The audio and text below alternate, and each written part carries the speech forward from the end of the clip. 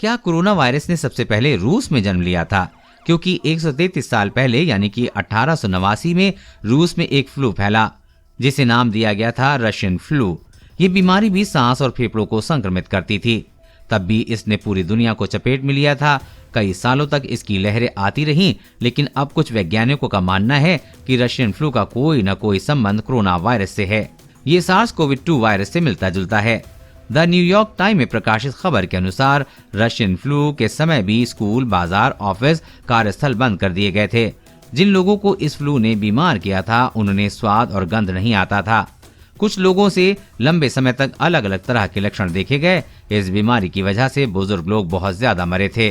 हालांकि यह virus influenza virus की तरह नहीं था कि बच्चों और बूढ़ों दोनों को मार डाले या गंभीर नुकसान पहुंचाए। रशियन फ्लू को लेकर उस समय के सरकारी हेल्थ रिकॉर्ड, समाचार पत्र और जर्नल में लिखे गए लेख भी ये बताते हैं कि ये कोरोना वायरस से मिलता जुलता था।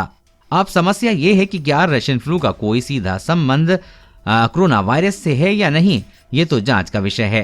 न्यूयॉर्क के माउंट सिनाई स्थित इकान स्कूल ऑफ मेडिसिन में फ्लू रिसर्चर और प्रोफेसर पीटर पैलीज ने कहा है कि वो भी एक संक्रामक महामारी थी।